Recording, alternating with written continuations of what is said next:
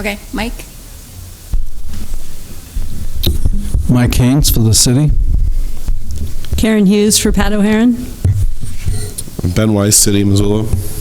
Lynn Hellegard, Missoula or Valley TMA. Shane Stack, MDT. Lisa Moisey, Missoula County Parks, Trails, and Open Lands Program, and also proxy for Donna Gockler, City Parks. Sarah Cofield, Health Department. Those in the audience? David Gray, Transportation for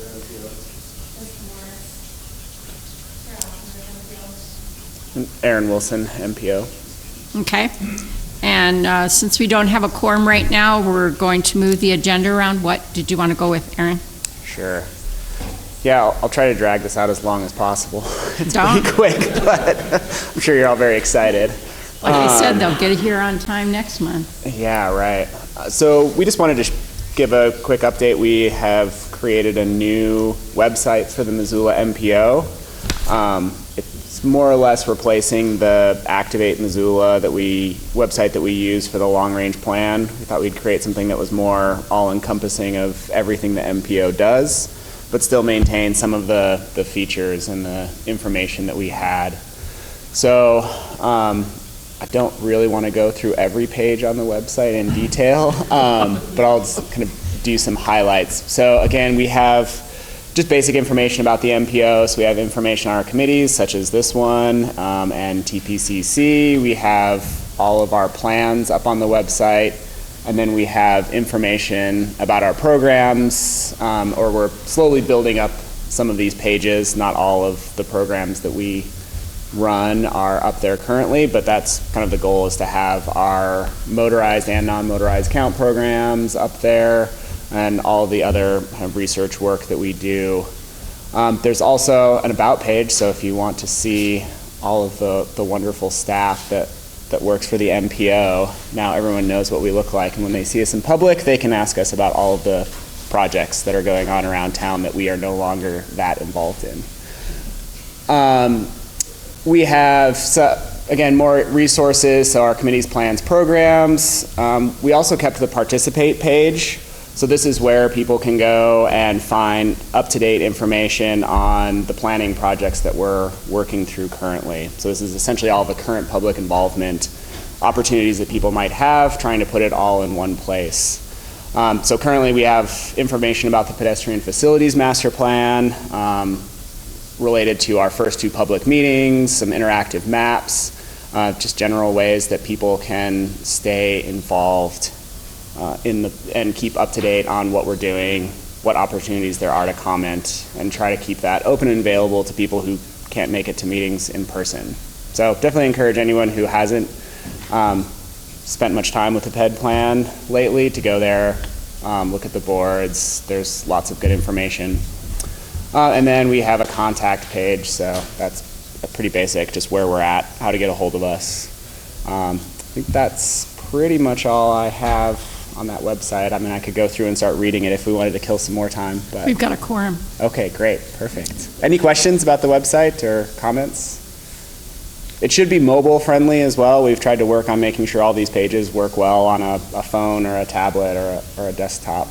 And through we've done some preliminary analytics work at just seeing who's visiting it and where they're coming from, so we can track all of that, which is really handy. And it seems like most people are coming from a desktop computer, but I think around 20% are mobile devices, so expect that number to keep going up as people become more attached to use their mobile devices more than a desktop computer.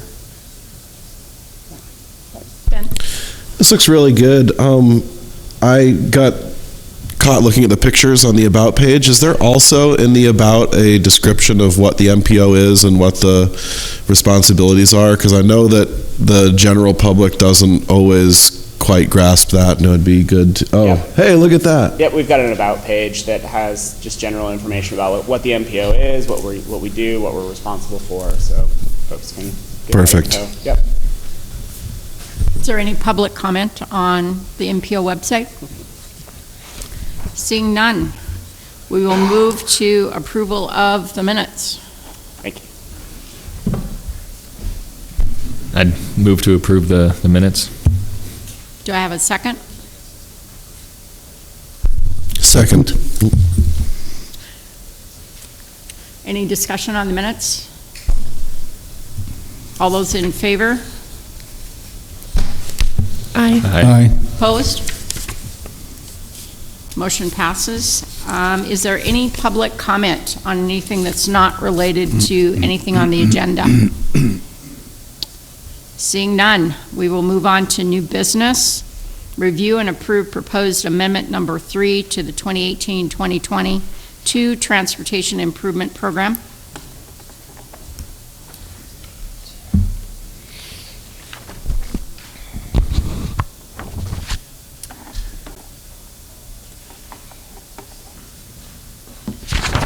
Okay, so we'll go ahead and dive right in. We're just going to go through a couple of the changes to the 2018 TIP, Tara Ossendorf with the MPO. So we will start with CMAQ funds. There were some 2018 funds that just had a minor decrease. That's the 365 right here. It was at 730, so that was just split in half. I believe those were used up in 2017. National Highway dollars. If you look at the project north of DeSmet interchange, we moved the incidental funds from 2018 to 2019, and then the Reserve Street project phase was added in 2019 for about $30,000.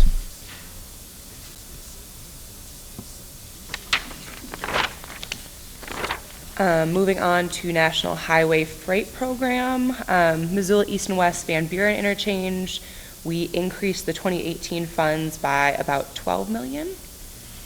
And Surface Transportation Program off system, secondary state funded construction program west of Missoula, Northwest. Funds were moved from 2019 to 2020 and increased about $500,000.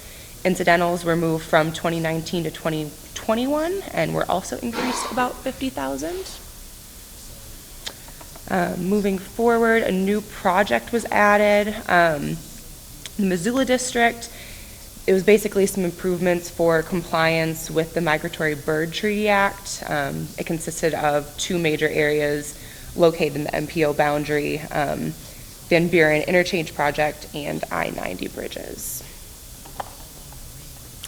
Second project added the slope stability phase 3 for about $1.5 million.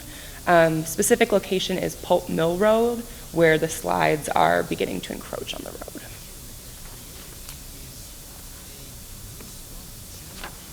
Next we have the bridge program. Bitterroot River west of Missoula added the phase in 2019 for about $800,000 and a phase in 2022 for about $15 million. This was mainly just because MDT had already committed these funds in the STIP and they just had not been included in the TIP yet. Macy program, Grant Creek and I-90. This actually originates in a different funding category, but Macy funds have been added for some more signals and ADA improvements. It's about $300,000. And then a new project was added at Broadway and Toole for about $150,000, give or take, for some intersection improvements at Broadway and Toole.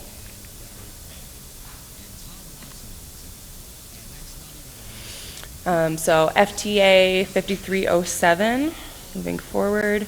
Federal allocations increased approximately 15% for all years 2018 to 2022, as well as transit operation funds, again, by 15% for all years.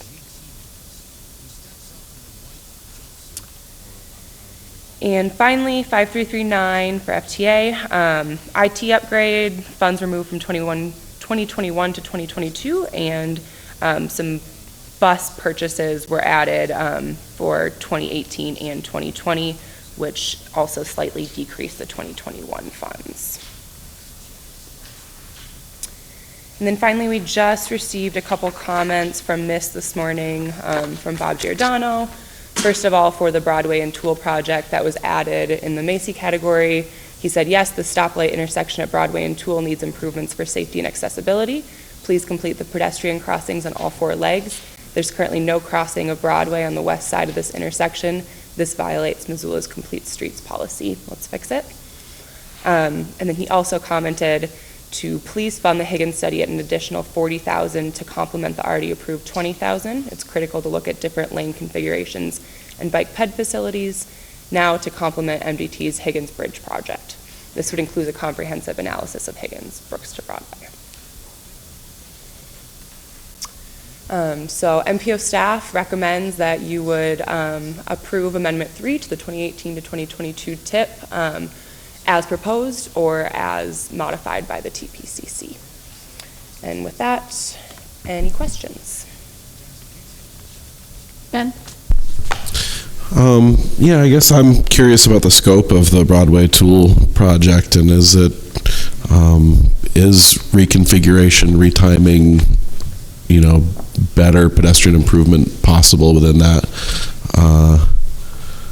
And how are the numbers? How are we assigning numbers when we haven't seen designs for things? How do we know what they're going to cost if we don't know what they're going to look like? So I'll answer your second question first.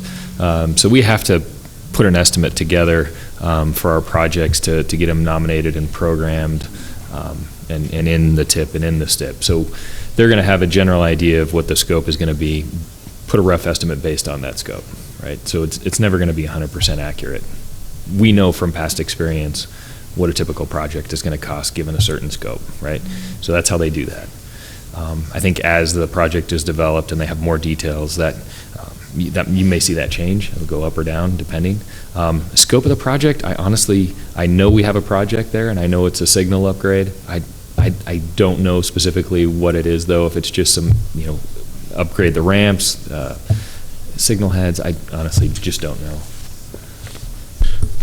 Current timing is such that if you go out and observe, I'd say most pedestrians do not wait for they push the button and then sit there, no one comes, and they run across. Okay. At both Tool and Broadway. Any other questions?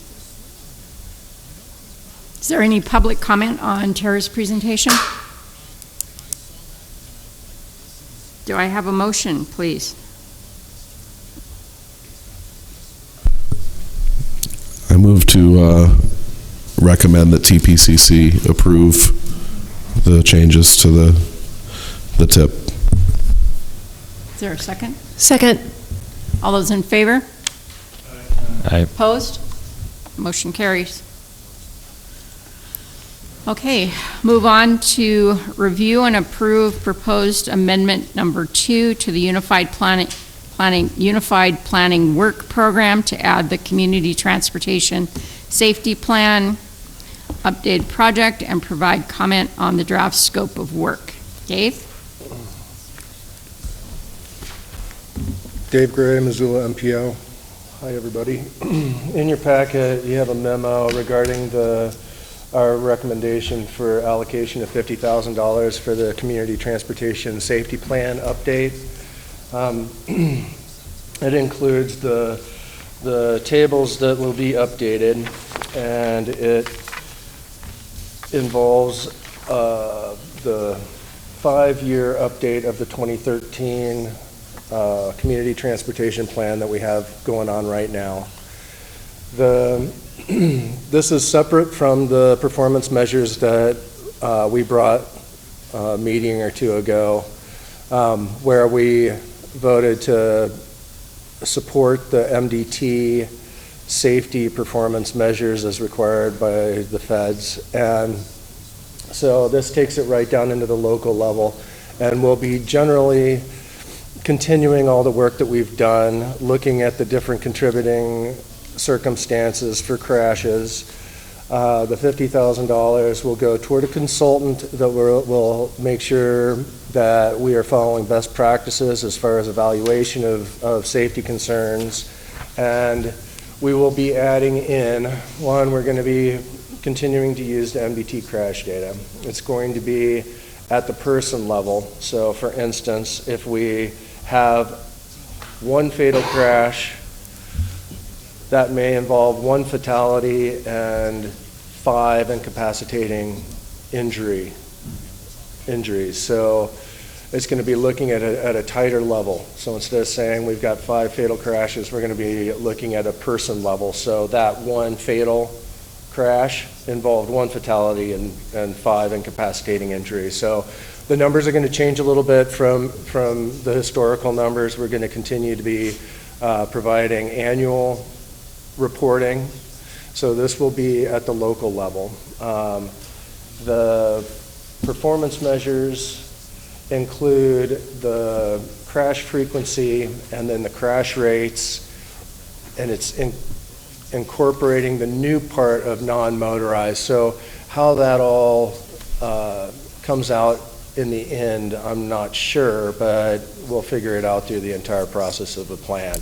Because at this point, all we're required to do for performance measures is report on total incapacitating and fatal non-motorized crashes. That's it.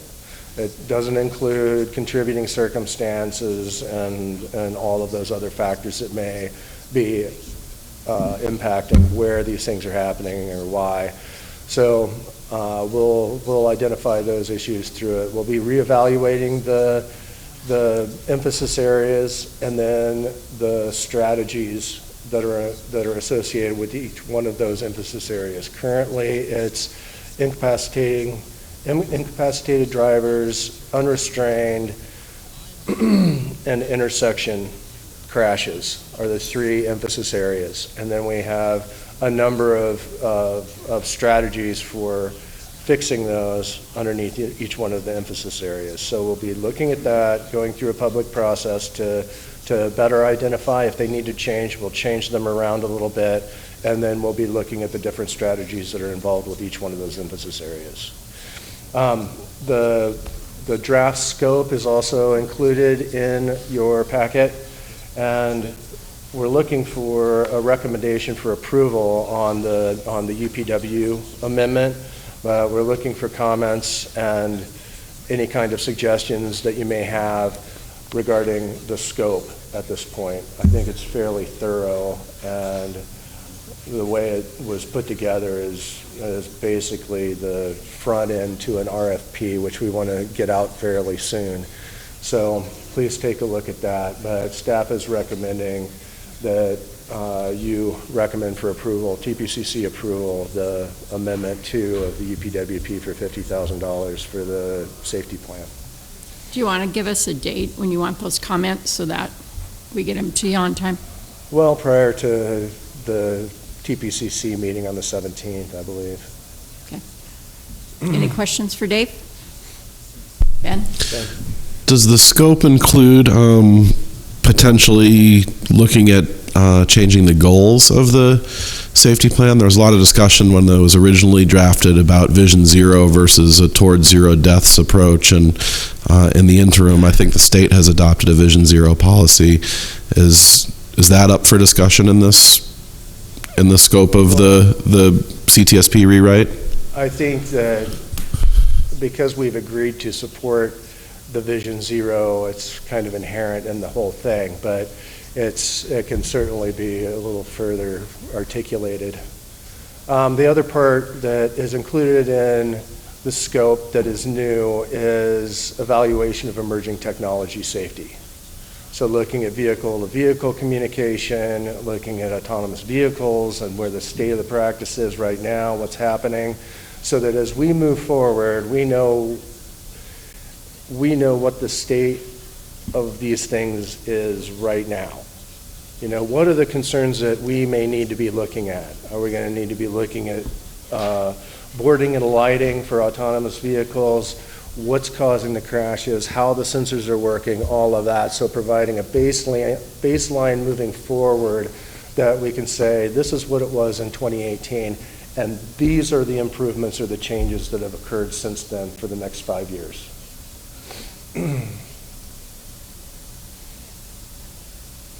Is there any public comment on the amendment number 2?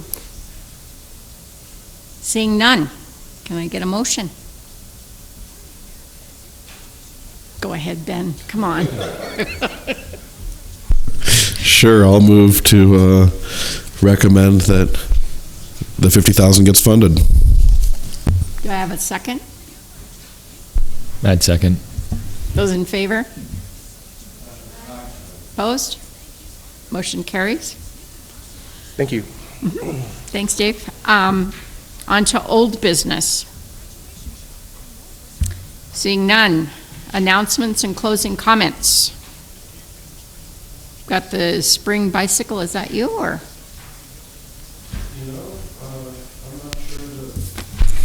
I'm not sure that it was. We just wanted to mention that we have the spring bike ped counts coming up in May.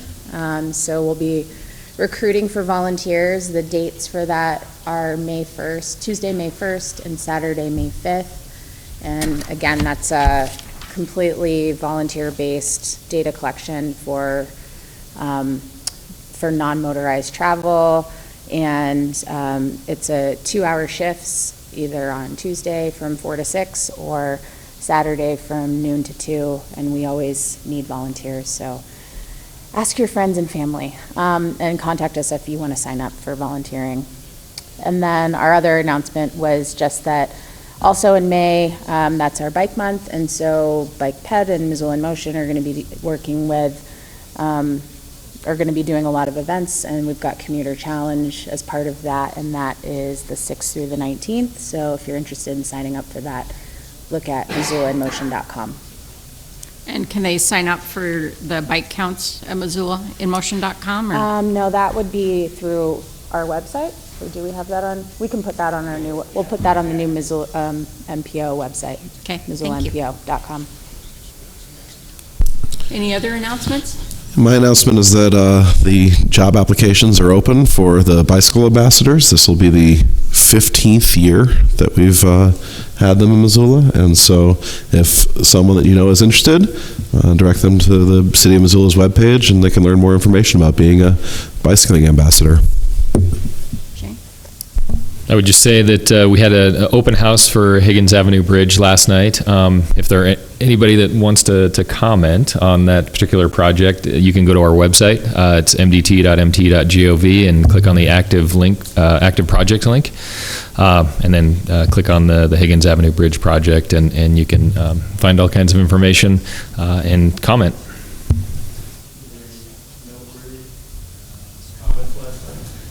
I don't know that there were, I wouldn't call it noteworthy. I think the big challenge for us is making a determination if we are going to build a bike lane with a sidewalk or a shared use path.